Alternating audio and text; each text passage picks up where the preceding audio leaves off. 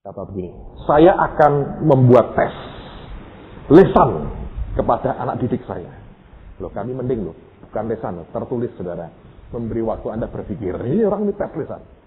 Dia lihat kelas-kelasnya, semua orang belajar. Saya ngajar begini segala macam lah. Lalu kemudian dia panggil, kamu ikut saya. Ini kaget anak ini. Karena dipanggil oleh rektornya. Gemeter saudara, gemeter. Lalu duduk di depan meja rektornya, dia bilang ini. Dan ini orang dia berubah suaranya. Ini orang lembut, tapi hari itu bisa keras. Dia mau coba uji kemampuan siswanya. Dia bilang begini, saya mau tanya sama kamu. Jawab. Ya, katanya. Siapa yang bunuh Goliat? Maaf Pak, bukan saya yang bunuh. Saya tidak pernah membunuh orang. Saya tanya siapa yang bunuh Goliat? Saya tidak tahu. Siapa yang bunuh saya tidak tahu. Saya tidak pernah membunuh orang katanya. Ini antara mau marah dan tertawa. Dites siapa yang bunuh Goliat, dia bilang, saya tidak Pak, saya tidak bunuh orang. Dibentak siapa yang bunuh Goliat? Saya tidak tahu Pak, sungguh saya tidak tahu. Saya tidak pernah bunuh orang katanya. Dia berdiri katanya. Tunggu sini katanya. Dia keluar lagi. Dia cari satu orang lagi. Kamu ikut saya. Ini sudah marah saudara. Dikasih duit di sekolah ini siapa yang bunuh Goliat? Bukan saya katanya. Duduk katanya. Ini temannya lihat yang satu gemeter begini, gemeter. Dia ikut gemeter. Ini ada apa ini? Tanya lagi. Saya tanya kamu jawab. Iya katanya. Siapa yang bunuh Goliat? Bukan saya. Saya nggak pernah bunuh orang. Siapa yang bunuh Goliat? Saya tidak tahu. Saya tidak pernah bunuh orang katanya. Dia bilang, dosennya panggil. Dosen perjanjian lama mana? Datang. Pak dosen, ini dua mahasiswamu? Betul. Mereka pinter. Saya tanya mereka siapa yang bunuh Goliat. Mereka bilang bukan saya. Bagaimana Pak? Betul, bukan mereka. Kami tidak pernah membunuh. Lalu siapa yang bunuh Goliat? Tidak tahu katanya. Ini terjadi loh saudara. Saya tanya mana Anda? Siapa yang bunuh Goliat? Hah? Bukan Anda Pak? Lumayan. Tapi terjadi ini. Siswa sekolah Alkitab tidak ngerti siapa yang bunuh Goliat. Nah, saya harap Anda baca firman. Sebab kalau Anda tidak mau ngikuti jejaknya susah ini. Nggak bisa. Roh Kudus ditugaskan mengingatkan apa yang pernah kita dapat dari Tuhan kita. Tapi kalau kita tidak mulai baca dengan baik, nggak mungkin. Jadi habiskan, saudara, seluruh Alkitab itu. Setelah habis, ulang lagi. Karena ada begitu banyak yang kita nggak ngerti. Right? Mungkin ada orang, Yesus memberi makan 5.000 orang. Pakai apa? Ya, ada yang berkata, mungkin ya. Ya, 2 ekor ikan cukup untuk 5 roti.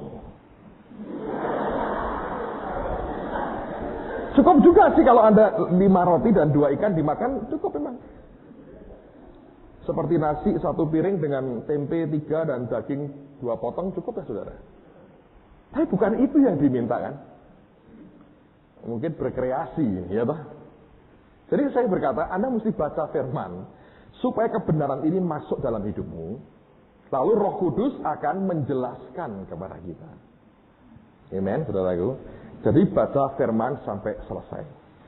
Yang pertama. Yang kedua, Anda harus mengerti begini.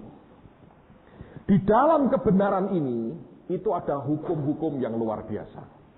Coba lihat Roma pasal 3 ayat yang ke-27. Roma 3 ayat 27. Roma 3 ayat yang ke-27. Jika demikian, apakah dasarnya untuk bermegah? Tidak ada. Berdasarkan apa? Berdasarkan perbuatan? Tidak. Melainkan berdasarkan iman. Lihat, melainkan berdasarkan apa? Iman. Bahasa Inggrisnya bukan iman. Melainkan berdasarkan bukan hanya iman, tapi dikatakan the law of faith. Hukum iman. Nah, perhatikan saudara. Firman ini ada hukum yang berlaku. Namanya the law of faith atau hukum iman. Bedanya apa? Dengan teori. Kalau teori tidak bisa dipakai secara universal atau belum diterima secara keseluruhan oleh seluruh dunia. Ya, teori Darwin yang percaya bahwa nenek moyang kita itu monyet misalnya. Ya, saya berkata silahkan engkau percaya, saya tidak. Engkau anaknya monyet, silahkan, saya bukan. Saya manusia ciptaan Tuhan yang sempurna. Itu teori Darwin. Tidak ada orang berkata itu ilmu atau law, hukum Darwin. Nggak bisa. Tapi ada hukum lain, yaitu hukum gravitasi. Hukum daya tarik bumi. Benda saya lemparkan ke atas, jatuh ke bawah. Kenapa jatuh? Karena ada daya tarik bumi. Itu sudah law, hukum. Dimanapun Anda di dunia ini, apapun yang engkau buat itu hukum harus diperhitungkan. Sama dengan the law of faith. Iman ini ternyata ada hukumnya. Kalau Anda membaca ini berarti Anda akan mulai belajar akan suatu hukum tertentu. Nah, hukum ini berlaku dimanapun engkau berada. Karena dari Tuhan, kalau engkau anak Tuhan, terapin hukumnya akan jadi seperti yang Tuhan katakan. Tidak membaca firman berarti engkau tidak ngerti aturan hukum yang berlaku. Dan hukum ini bukan hukum pasif loh. Yang hanya berkata, oh kamu tak melanggar hukum. Bukan. Ini hukum, ini law. Itu bagaimana kerjanya sesuatu. Lihat lagi, Roma 8 ayat 1 dan 2. Roma 8 ayat 1 dan 2. Roma 8 ayat 1 dan 2. Demikianlah sekarang tidak ada penghukuman bagi mereka yang ada di dalam Kristus Yesus. Roh yang memberi hidup telah memerdekakan kamu dalam Kristus dari hukum dosa dan hukum maut. Kalau bahasa Indonesia, roh yang memerdekakan kamu. Bahasa Inggrisnya, the law of the spirit of life. Ada lagi ini hukum ini. The law of the spirit of life. Ada hukum roh kehidupan. Itu ada hukumnya. Nah, hukum ini jangan dibayangkan seperti hukum kita. Yang melanggar dihukum, bukan itu. Law ini sesuatu yang gini. Bagaimana mengoperasikan kebenaran ini dalam kehidupan kita sampai membuat hasil yang luar biasa. Ini law itu maksudnya. Lihat sekarang bandingkan dengan Yakobus pasal yang pertama ayat 25. Yakobus pasal pertama ayat 25.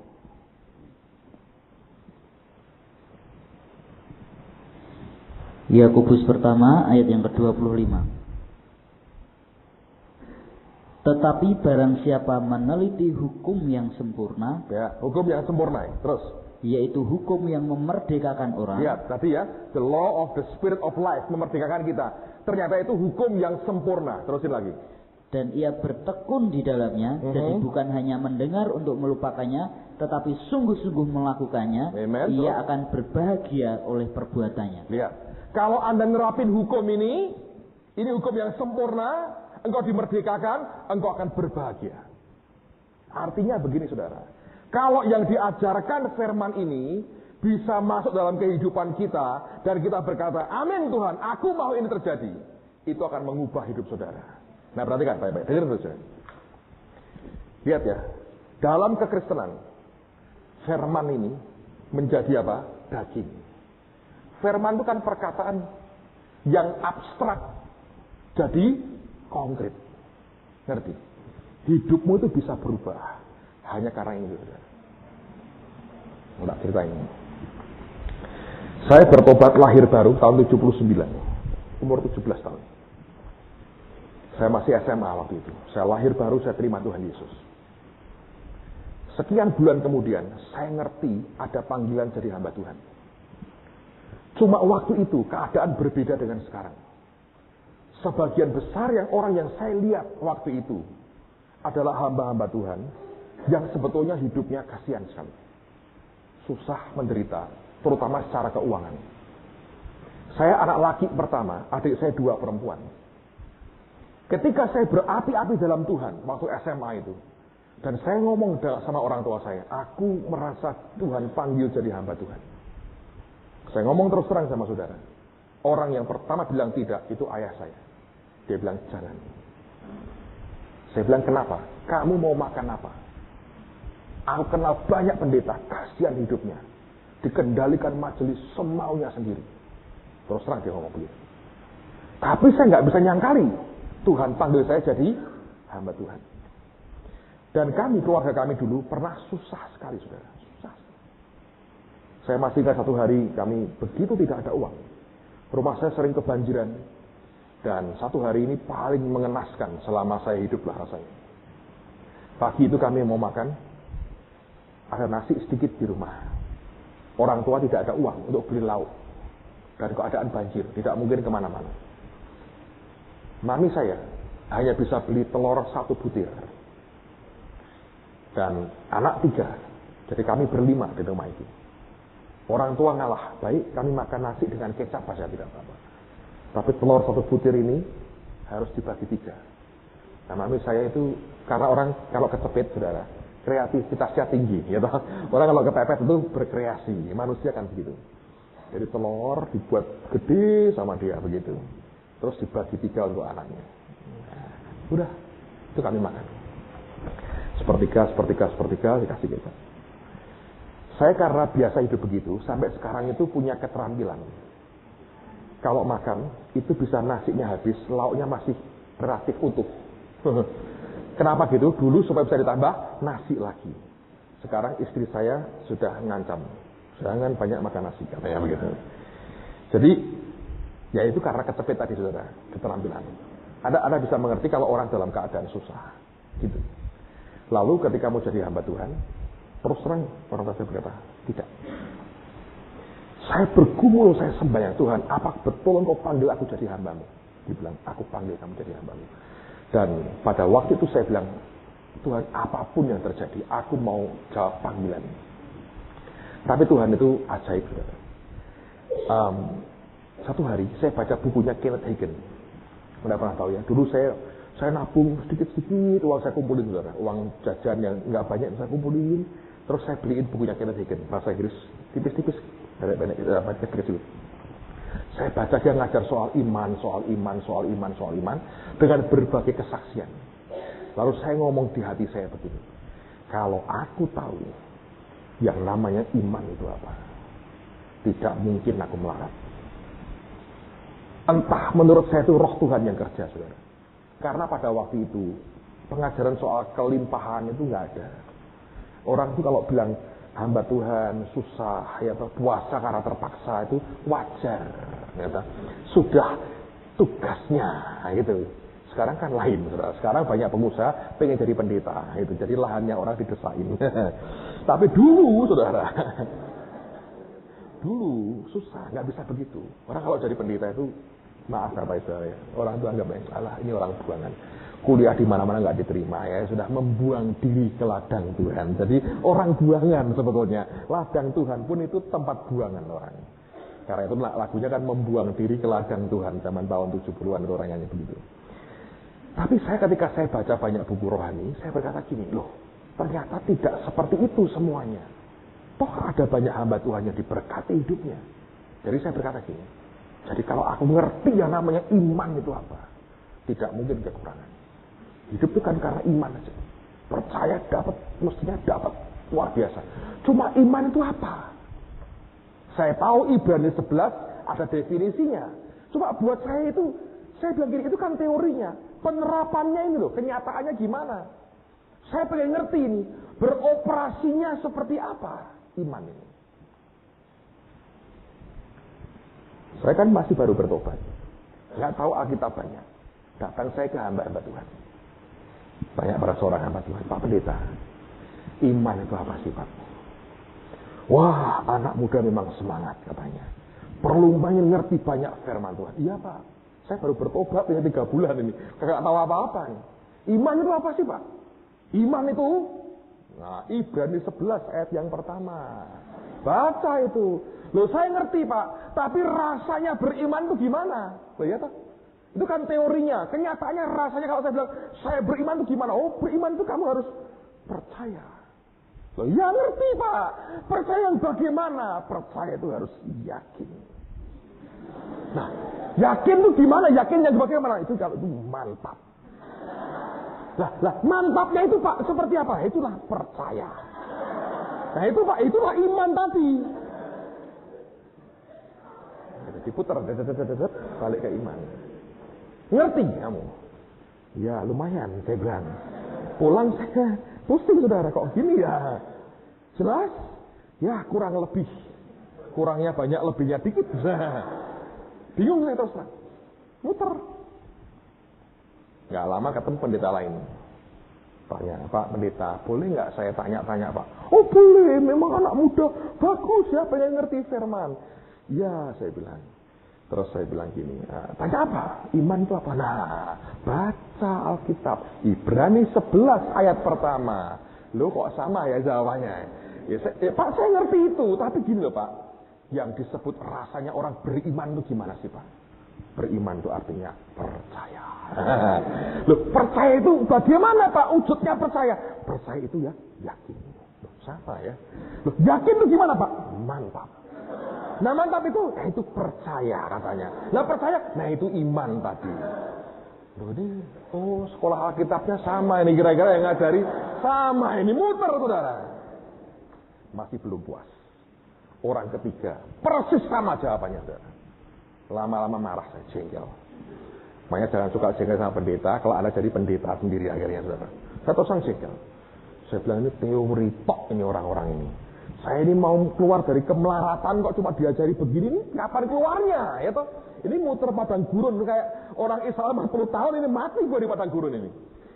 Datang kepada orang keempat. Beliau dulu gembalakan di Ungaran. Ini yang kurang beruntung ini satu ini. Sebab sudah tanyanya sudah sampai di sini saya marah terus saya. Saya bilang, saya bisa coba kendalikan diri saya mencoba sesopan mungkin. Saya bilang, Pak Pendeta, saya boleh tanya tidak? Ini orang halus, baik sekali. Oh ya, silahkan. Memang anak muda ya, suka firman bagus. Saya pikir, orang dari kecil harus suka firman, Pak. Saya bilang, tapi ya, dia bilang, tanya apa? Ini loh Pak, iman itu apa Pak? Saya bilang, tapi dalam satu. Nah itu, Ibrani 11 ayat pertama. Saya bilang ini kira-kira sama. Nah, sebelum dia ngomong saya dului. Jadi rasanya beriman itu sama dengan percaya. Betul. Nah percaya itu Pak yakin. Nah tepat. Yakin itu mantap ya Pak. Ya Nanda pinter. Mantap itulah percaya Pak. Nah itulah iman. Nah persis. Seperti yang kuduga saudara. Sama kira-kira jawabannya. Tapi Anda mau lepas dari kemelaratan gimana? Ngerti begitu tok itu. Lalu saya ngomong terus. Gini loh Pak. Maaf ya Pak sebelumnya. Saya ini gak punya apa-apa Pak. Tapi saya ini kepingin punya sepeda motor sendiri. Tolong ajari saya Pak. Supaya saya bisa beriman. Dan hasilnya punya sepeda motor sendiri. Konkret tak saudara? Daripada muter-muter teori. Saya bilang saya butuh sepeda motor. Ajari saya Pak. Supaya saya ngerti firman, beriman, yakin, mantap, percaya tadi, hasilnya bukan hanya itu, sepeda motor.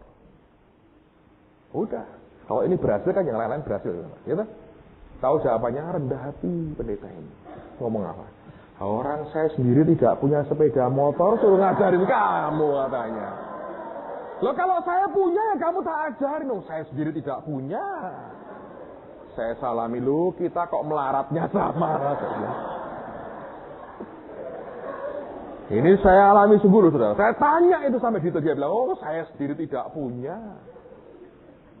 Ini minimal jujur orang ini saudara.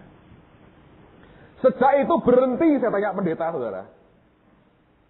Kan nanti muter lagi ke padang gurun. Ini loh. Tapi saya gumulin betul. Saya bilang, enggak nih Tuhan. Firman berkata, firman jadi daging. Bisa. Yang abstrak jadi konkret. Ngerubahin. Firman Alkitab berkata mengubah dari yang tidak ada menjadi ada. Merubah hidup mesti. Dari situ saudara, ini pergumulan luar biasa. Nah, ngerti? Itu lama saya, berbulan-bulan. Sembayang saya. Baca firman terus. Saya bilang, mana Tuhan? Caranya ngerti ini firman gimana? Iman itu dari mana? Rasanya seperti apa? Itu pergulatan dalam. Terus, saudara. Saya beritahu saudara, Tuhan kita setianya luar biasa. Pelan-pelan diajari saya. Dia buka. Sampai saya bilang, ini namanya. Begitu itu nangkep di roh itu. Ngawani. Diajari Tuhan. Berubah semuanya. Dan firman saya daging. Yang tidak baik dia ubah dari kemuliaan Tuhan yang luar biasa. Yang tidak ada jadi ada. Hari ini saya kalau naik mobil saya, Tuhan beri tanda telur dibagi 3. Saya kalau kemana-mana saya dikasih penglihatan terus sama Tuhan. Di depan ujung itu ada telur dibagi 3 terus. Saya belok kemanapun itu tanda ngikuti terus, saudara. Mau klakson, ada juga di klakson ada tandanya juga. Telur dibagi 3. Beberapa orang bingung tidak apa-apa, saudara. Perlu dipertegas, tidak usah, saudara. Nanti keluar di tes, saudara. Saya beritahu, saudara. Tapi ini bukan mobil terbaik saya. Yang pernah saya punya, saya pernah Tuhan berkat saya kasih BMW. Tahun lalu saya persembahkan buat Tuhan. Ganti ini sementara matanya. Pakai dulu sampai gedung nanti selesai. Berbiasa. Buat saya berkata Tuhan, ini baik. Mengingatkan masa lalu saya. Dulu kamu pernah makan telur dibagi 3. Jangan pernah sombong dengan keadaanmu hari ini. Jadi ini penglihatan sebagai tanda Tuhan buat saya. Bagus Tuhan. Bagus. Kalau dibagi 4 Pak, lain. Kalau dibagi 4 begini saudara. Bagi 4 ini, yang ini telur dikasih kecap, yang 2 ini. Lain itu ceritanya.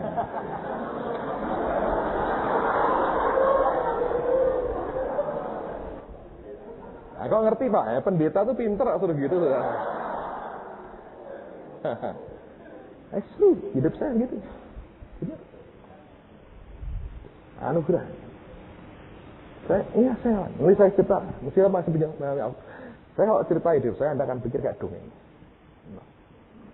Yang tidak ada menjadi ada, firman. Benar. Ngalami kok saya. Firman, ini real. Barangnya cuma sekian aja. Dari dulu nggak pernah tambah tebal kan, saudara? Tetap tambah kecil ya. Ada yang sering bawa yang kecil itu. Ada. Yang paling gede untuk pernikahan itu. Sekaligus kalau nggak bertobat dipukulkan orangnya. Tapi isinya sama. Kalau emosi gembalanya emosi ya, sikat pakai Alkitab. Tapi saya beritahu saudara ya, baca ini firman. Ini the law of it, the law of the spirit of life. Dan ini hukum yang sempurna. Amen. Lihat Yohanes 8:32. Yohanes 8:32. Yohanes 8:32. Yohanes 8 ayat 32. Dan kamu akan mengetahui kebenaran, dan kebenaran itu akan memerdekakan kamu. Amen. Amin. Siapa yang percaya kebenaran memerdekakan kita. Angkat tanganmu tinggi-tinggi. Salah. Nah ini kurang membaca dengan baik. Latah.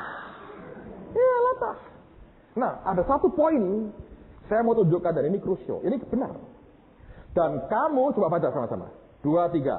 Dan kamu akan mengetahui kebenaran. Dan kebenaran apa? Kebenaran apa? Itu artinya yang kamu ketahui. Nangkap saudara. Dan kamu akan mengetahui kebenaran. Dan kebenaran itu artinya yang kamu ketahui itu akan memerdekakan kamu. Nah begini. Kebenaran berkata, dalam Yesus kita diselamatkan. Tapi di luar kan masih banyak orang yang belum selamat. Karena mereka belum mengetahui kebenaran itu. Nah sama. Jiwa kita ini terikat dengan banyak hal. keduniawian, ketakutan, kekhawatiran, berbagai perasaan manusiawi. Sampai engkau baca firman, lalu engkau berkata, ini yang Tuhan katakan. Begitu engkau terima itu firman, boom, melepaskan engkau. Ketika saya banyak baca Alkitab, banyak baca buku rohani, saya bilang, loh, tidak seperti yang orang pikirkan. Orang sekitar saya berkata, jadi pendeta, jadi hamba Tuhan, kamu akan melarat, nak. Saya baca firman, tidak begitu. Ketika dibuka mata rohani saya bilang, loh, salah ini. Opini orang boleh seperti itu. Saya berkata, Tuhan berkatanya berbeda. Tidak harus gua melarat. Nangkap saudara? Tidak harus. Ketika saya ngerti itu, membuat saya merdeka. Saya berkata, tidak harus hidupku kacau. Tidak harus aku tanpa pengharapan. Tidak harus aku biasa-biasa. Aku punya Tuhan yang luar biasa. Nangkap ya saudara? Itu membuat saya merdeka. Merdeka. Kenapa aku mesti seperti itu? Yang orang katakan, kamu gak percaya. Orang boleh berpendapat seperti itu, silakan. Tapi aku akan berkata, tidak. Nah, Anda mau tahu iman itu seperti apa? Rasanya beriman, Anda mau tahu? Roma 10:17. Daripada bertahun-tahun cari, saya tak beritahu sekarang, saudara.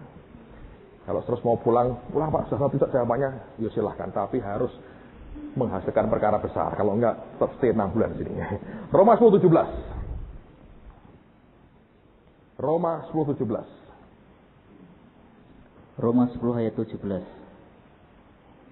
Jadi iman timbul dari pendengaran, dan pendengaran oleh firman Kristus. Nah, perhatikan baik-baik. Dengar baik-baik. Iman apa saudara? Timbul. Bukan di-create loh. Timbul itu kan gini ya. Dari bawah naik ke atas. Di bagian lain dikatakan kita punya roh iman yang sama. Jadi iman itu urusannya di roh kita. Ngerti? Ini sudah ada di sini. Ditimbulkan, di-create, dimunculkan dari pendengaran. Pendengaran akan firman Kristus. Kata firman dari kata rema. Dan bukan logos. Dr. Cho dan beberapa hamba Tuhan punya pemahaman yang sangat spesifik soal rema. Dia berkata rema ini adalah, perhatikan, bagian dari logos. Semua ini logos, ya. Firman umum ini logos. Bagian logos yang dihidupkan Roh Kudus dan diberikan untuk kita. Itu yang meng-create, menimbulkan iman di dalam kita, naik. Ngerti? Jadi iman di dalam roh sudah ada. Karena roh kita berhubungan dengan rohnya Allah. Dia tidak pernah ragu sebetulnya. Tapi muncul di dalam karena rema. Itu pekerjaan roh Tuhan. Masuk ke hidup kita, naik. Jadi. Makanya gini saudara, saya nggak suka dan nggak setuju orang berkata, imani. Nah, itu maumu atau maunya Tuhan? Ayo. Banyak orang kan, diimani Pak. Silahkan. Anda ngiman logos. Setengah mati ya. Saya masih ingat, saya sering kali cerita dulu waktu kami masih muda, anak-anak SMA. Ada teman kami dokter tinggal di kota Kudus. Sekarang beliau masih juga di sana. Dia ketua sinode gereja kami. Datang waktu itu bawa mobil Toyota Sport, saudara. Dia naik. Saya lupa mereknya apa tuh, tipenya apa. Dia datang, masuk ke kantor kami yang di depannya cuma kecil halaman depannya. Begitu kami pelajar ini lihat Toyota Sport, semua keluar. Ini kan pelajar masih muda lihat mobil begitu kan. Wah, langsung semua muterin mobil itu. Tumbang di tangan, dalam nama Yesus. Iman. Yang punya mobil takut keluar. Ayo keluar, pergi. Dia takut rontok, semua mobilnya diusir kami. Tapi saya beritahu, ada 7-8 termasuk saya, numpang di tangan, dalam nama Yesus. Saya beritahu, tidak ada satupun yang dapat mobil itu. Ayo. Jadi imani. Nggak bisa. Berat. Paksa Tuhan dengan segala macam, mungkin bisa. Tapi resiko Anda tanggung sendiri. Tapi iman timbul dari pendengaran. Pendengaran akan rema Kristus. Jadi rema itu bagian logos. Kalau ininya nggak pernah Anda baca, susah buat Tuhan kerja dalam hidup kita. Kalau Anda baca ini firman, satu hari dia akan munculkan. Itu rema buat Anda. Begitu remanya muncul, Anda beriman. Dan iman itu sebetulnya susah untuk gagal. Powerful. Tiba-tiba engkau tahu di dalamnya. Jadi. Dan itu meningkat. Meningkat. Bum, bum, bum, bum, bum. Amen, saudara. Itu hebat sekali. Anda kalau pegang ini satu, Anda punya iman. Dan iman itu macam-macam. Ada yang kuat dalam hal keuangan. Kuat dalam hal kesembuhan. Kuat dalam hal tertentu. Mestinya Allah akan mau membuat kita lengkap semuanya. Tapi biasanya umur kita nggak memadai, saudara. Untuk dilengkapi total itu nggak memadai. Sudah keburu mati aja. Karena tubuhnya nggak tahan. Tapi kalau Anda kuat dalam Tuhan, itu bisa terjadi percepatan dalam banyak hal. Luar biasa. Hal keuangan misalnya, itu juga bertahap tuh. Ada ukuran iman. Masing-masing berbeda-beda tuh. Ya, ada yang levelnya di jutaan, ratusan ribu, ada yang puluhan juta. Kalau sudah ngeri-ngeri itu semua bawa ke miliar, secara ngeri gitu. Saya sekarang ini sudah agak ngeri-ngeri sekarang di alam yang susah sekali. Kalau bukan karena pekerjaan roh Tuhan, nggak bisa. Saya berdoa dan ngerti, makanya ini mesti pegang. Nanti kau ngikuti jejak-jejak itu dengan gampang, karena itu semua dari sini. Jejaknya di sini, petanya di sini, logosnya ini, rema munculnya dari sini. Di situ Anda akan pegang. Ada law of faith. Ini ada hukumnya. Makanya betul harus cari iman itu apa. Ini ada law-nya. Betul. Ada hukum-hukumnya. Saya berdoa dalam 6 bulan ini Anda belajar serap sebanyak-banyaknya. Keluar Anda sudah ngerti. I know. Kadang susah diartikulasikan. Coba apa artinya apa? Karena susah. Tapi di sini Anda ngerti. Aku tahu apa yang harus aku buat. Aku tahu kapan aku melangkah. Aku tahu mesti berbuat apa. Aku tahu kapan aku bertindak seperti ini. Aku tahu kapan aku ngomong seperti ini. Dan itu persis, saudara. Kalau terjadi, Anda akan lihat Tuhan dipermuliakan luar biasa. Karena yang di sini rilis, keluar. Roh iman. Luar biasa. Maurice Cerullo pernah ngalami. Kita lagi nunggu kabar kapan beliau bisa datang. Susah sekali untuk bisa tarik jadwalnya. Cerullo pernah berkata gini, dia pernah ketemu di San Diego, dia sedang jalan, dia lihat sebuah hotel gede, Marriott kalau nggak salah hotel. Berdiri di depan hotel, dia ngomong gini, aku beli ini, luar biasa. I'll buy this, aku beli ini. Dapat. Anda ikut-ikutan? Nggak bisa. Datang ke Simpang 5, ada Ciputra Hotel itu. Aku beli ini. Tangannya hamba gini. Yang ini nggak dapat, yang ini dapat. Kenapa? Nasi ayam di sebelahnya. Aku beli ini, tangannya begini. Ini cadangan ini. Hotelnya kagak dapat, nasi ayam dia bisa. Maklum cuma Rp1.000, saudara. Ya boleh aja. Anda niru boleh. Tapi yang ini engkau dapat, nasi ayam. Cerullo hotel, ya beli. I'll buy this. Beli. Itu karunia iman. Gift of faith. Ngerti hukum ini membuat iman itu lama-lama growing. Nanti levelnya naik. Ya dah. Kalau sudah paling ngeri kayak Pak Alex Abraham. Bangun menara Jakarta. Berapa Pak? 2,5 triliun. Wah, ya selamatlah Pak, puji Tuhan. Ya toh? Ngitung nolnya berapa tuh triliun, saudara? Yalah, Bapak aja lah. Lah kamu, saya mendukung di belakang, saya berkata. Nggak bisa, karena nggak nyampe iman gitu. Dia ngomongnya begitu. Nah, saudara, nanti kalau kita belajar impartasi dan saudara, Anda akan lebih detail, ngerti banyak soal ini. Tapi ini bagian yang sangat-sangat penting dalam hidup kita. Nah, seperti apa bentuk rema yang bisa muncul dalam hidup kita? Coba lihat Matius 16 ayat 13 sampai 19. Matius 16 13 19. Matius 16 ayat 13 sampai dengan 19. Setelah Yesus tiba di daerah Kaisarea Filipi, ia bertanya kepada murid-muridnya, "Kata orang, siapakah anak manusia itu?" Jawab mereka, "Ada yang mengatakan Yohanes Pembaptis, ada juga yang mengatakan Elia, dan ada pula yang mengatakan Yeremia atau salah seorang dari para nabi." Lalu Yesus bertanya kepada mereka, "Tetapi apa katamu? Siapakah aku ini?"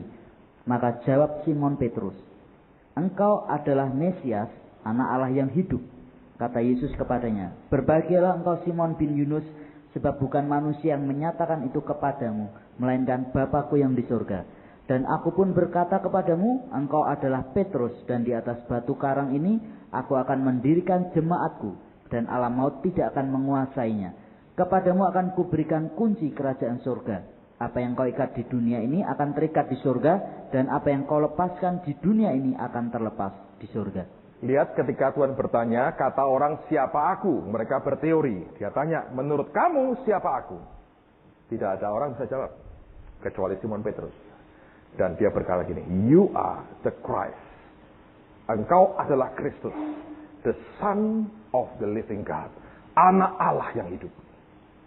Tuhan berkata, "Berbahagialah engkau Simon bin Yunus." Dia berkata gini, "Sebab darah dan daging tidak mewahyukan itu kepadamu, melainkan Bapa-Ku yang di surga." Nah, ketika Petrus berkata, "You are the Christ," engkau adalah Kristus, the Son of the living God, anak Allah yang hidup. Ternyata itu pewahyuan. Bukan dari ide manusianya Petrus, tapi dia terima sebagai pewahyuan dari Bapa di surga. Karena berkata, darah dan daging tidak mewahyukan itu kepadamu, tapi Bapa-Ku di surga yang mewahyukan itu kepadamu. Dia terima rema. Ngerti tidak? Dan itu jadi iman dalam hidupnya. Menimbulkan iman dalam hidupnya. Oke? Nah sekarang perhatikan.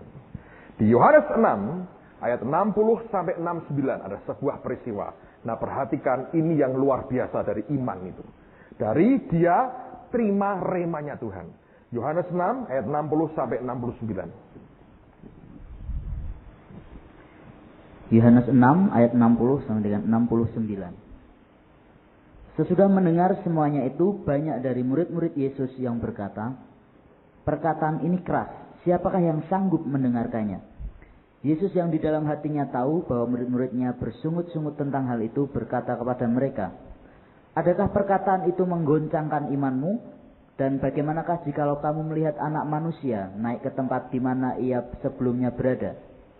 Rohlah yang memberi hidup, daging sama sekali tidak berguna.